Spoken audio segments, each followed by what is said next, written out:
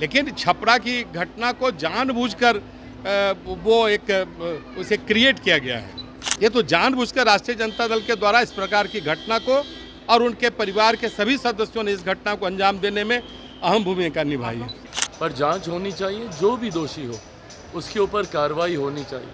नमस्कार, मेरा नाम प्रेम है और आप लाइव स्ट्रीट देख रहे हैं। छपरा के घटना पर अब सियासत खूब हो रही है। देखिए, छपरा में गोलीबारी हुआ, उसके बाद रोहिणी आचार्य एनडीए सरकार पर आरोप लगाते हैं, एनडीए के नेताओं पर आरोप लगाते हैं।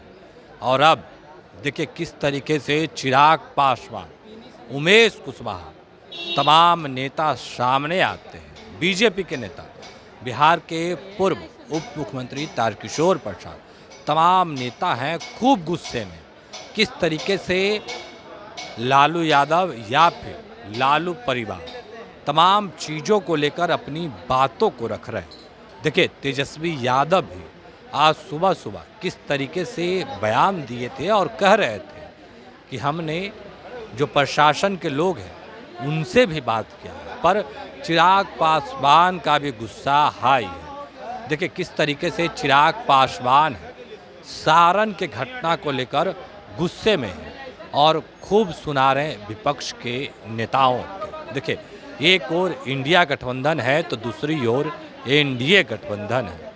एक ओर जहां सत्ता बचाने की बात हो रही है, 400 की बात हो रही है, नरेंद्र मोदी को तीसरी बार प्रधानमंत्री बनाने की बात हो रही है, तो वहीं दूसरी ओर बात करें तो जो विपक्ष के नेता हैं वो कह रहे हैं कि इस बार मोदी का जादू नहीं चलेगा और तीसरी बार प्रधानमंत्री नरेंद्र मोदी नहीं बनेंगे।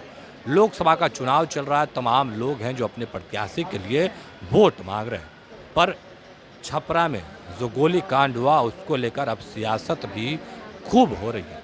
क्या कुछ करें चिराग पासवान, क्या कुछ करें जेडीयू के प्रदेश अध्यक्ष उमेश कुशवाहा और बिहार के पूर्व उप मुख्यमंत्री तारकिशोर प्रसाद, क्या कुछ करें तमाम नेता। ठीक देखिए आप इस वीडियो में।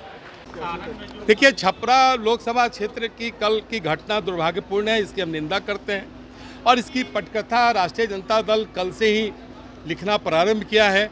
और जिस प्रकार से बूथ पर जाकर उम्मीदवार और उनके सहयोगियों के द्वारा न्यूसेंस किया गया है, उपद्रव किया गया है, ये दुर्भाग्यपूर्ण है। ये तो उनके शासनकाल की याद दिला दी। चुनाव वो हार रही हैं, इसीलिए इस प्रकार का न्यूसेंस कि जैसे वो लग रहा था कि अवसाद में चली गई हैं। लेकिन अभी तक जो चुनाव हुआ है किसी तरीके का उपद्रव नहीं हुआ। नहीं हुआ है, किसी प्रकार का उपद्रव क्यों होगा? लोगों ने शांतिपूर्वक मतदान किया है। लेकिन छपरा की घटना को जानबूझकर वो उसे क्रिएट किया गया है। लोगों का आरोप है कि बूथ कैप्चरिंग को लेकर इस तरह की घटना नहीं, मैं तो बता रहा हूँ ना, इसकी पटकथा कल से ही लिखी जा रही है और ये दुर्भाग्यपूर्ण घटनाएं कल से ही हो रही है। वो बूथ पर जाकर उत्पात कर रही हैं। स्पष्ट लोगों ने देखा है कि बूथ पर कौन जाकर इस प्रकार के विवादों को जन्म दे रहा है। तेजस्वी यादव आरोप लगा रहे हैं कि वहाँ पर राजीव प्रताप रूडी हार रहे थे, जिस कारण नहीं, राजीव प्रताप जी रूडी जी हार रहे हैं कि जीत रहे हैं वो उनको तय करना है क्या? वो तो मतदाता तय करेंगे। लेकिन बूथ पर जिस प्रकार से न्यूसेंस किया गया, ये किन्हें देखा गया था? ये तो जानबूझकर राष्ट्रीय जनता दल के द्वारा इस प्रकार की घटना को और उनके परिवार के सभी सदस्यों ने इस घटना को अंजाम देने में अहम भूमिका निभाई है।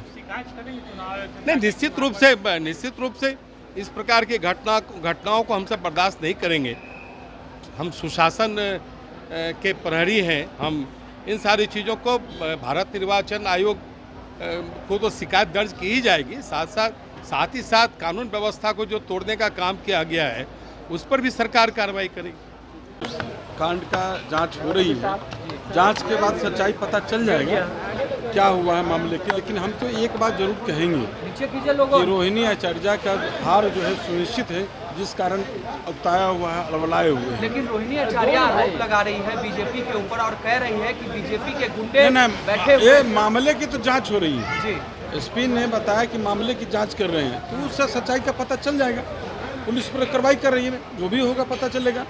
तब उसके बारे में बोलने में ठीक रहेगा। लेकिन हम तो इतना जरूर कहेंगे कि जो चुनाव हुआ है, 5वें चरण के जो चुनाव हुआ है, सभी जगह जो एनडीए के पक्ष में गुलवंद है मतदाता एनडीए को वोट कर रहे हैं, इस कारण वो लोग तय हुए हैं। वो लोग आरोप लगा रही है, लेकिन सर रोहिणी आचार्य कह रही है भाजपा के गुंडे ने ऐसा काम मैंने किया कहा है। ना, मैंने कहा कि उसकी जांच हो रही है, जांच के बाद पता चल जाएगा। लेकिन आप जान लीजिए कि 4 जून को जो पता चल जाएगा, जो है इंडिया गठबंधन सफाया हो जाएगा। छपरा में गोलीबारी की घटना हुई है, एक व्यक्ति की मौत भी हुई है, क्या कहेंगे? नहीं, ये चिंताजनक है।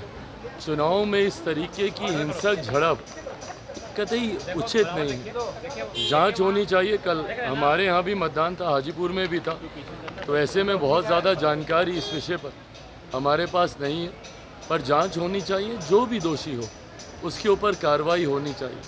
और चुनाव के वक्त ये संयम हर किसी को बरतने की ज़रूरत है। अतो उत्साहित होकर हार जीत को लेकर इस तरीके से एक दूसरे के साथ ही झड़प कर लेना, और वो भी ऐसी झड़प की नौबत इस हद तक आ जाए कि कोई अपनी जान गंवा दे, ये कतई उचित नहीं। लेकिन रोहिणी आचार्य कह रही है कि भाजपा का गुंडा जो था बैठा हुआ था और वही ये सब किया है। देखिए, जो भी दोषी हो उस पर कार्रवाई होनी चाहिए, पर ये समय इस तरीके के आरोप प्रत्यारोप लगाने का नहीं है। अगर इस तरीके की बातें होंगी तो कई उदाहरण फिर हम लोग के पास भी हैं कि किसने क्या किया। ऐसे में जो भी हो, जिसकी वजह से भी ये घटना घटी है, उसके ऊपर कार्रवाई होनी चाहिए। तो अभी आप तमाम नेताओं को सुने, एनडीए के नेता थे, किस तरीके से गोली कांड पर अब गुस्सा फूट पड़ा है।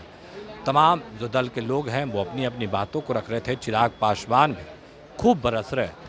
किस तरीके से चिराग पासवान अपनी बातों को रख रहे थे, हमने आपको सुनवाया है। उमेश कुशवाहा क्या कुछ कर रहे थे वो भी हमने आपको सुनवाया। उतना ही नहीं, बिहार के पूर्व उप मुख्यमंत्री तारकिशोर प्रसाद किस तरीके से तमाम चीज़ों को लेकर अपनी बातों को रख रहे थे, वो भी हमने आपको सुनवाया है। देखिए, बिहार में 40 लोकसभा की सीट है। एक और इंडिया गठबंधन के लोग हैं, वो कह रहे हैं कि इस बार जो एनडीए के लोग हैं वो 40 में 40 नहीं जीत पाएंगे। जिस तरीके से पिछली बार 40 में 39 सीट मिले एनडीए को, क्या कुछ किए थे बिहार के लिए। तमाम जो नेता हैं वो लगातार सवाल भी पूछ रहे हैं, पर एनडीए के नेता हैं वो जवाब भी दे रहे हैं। किस तरीके से जवाब दे रहे थे वो तमाम बयान हमने आपको सुनवाया है। अब देखने वाली बात होती है कि चिराग पासवान के बयान पर इंडिया गठबंधन के नेता, आरजेडी के नेता क्या कुछ जवाब देते हैं। एक और जहां एनडीए गठबंधन है, वहीं दूसरी ओर एनडीए के जो विपक्ष में है वो लोग भी सवाल खूब खड़े कर रहे हैं। अब देखने वाली बात होती है कि 40 सीट में से किस दल के लोग कितने सीट जीतते हैं। देखिए, 2 ही गठबंधन है, एक इंडिया गठबंधन और एक एनडीए गठबंधन। लड़ाई दोनों गठबंधनों के बीच में हो रही है। तेजस्वी यादव लगातार चुनावी जनसभा को संबोधित कर रहे हैं और अपने प्रत्याशी के लिए वोट मांग रहे हैं। अब लड़ाई इंडिया और एनडीए के बीच में है, यानी इंडिया गठबंधन और एनडीए गठबंधन के बीच में। देखने वाली बात होती है कि कौन से दल के लोग, किस गठबंधन के लोग कितने सीट जीत करके सामने आते हैं। फिलहाल के लिए इतना ही। बने रहे लाइव के साथ। धन्यवाद।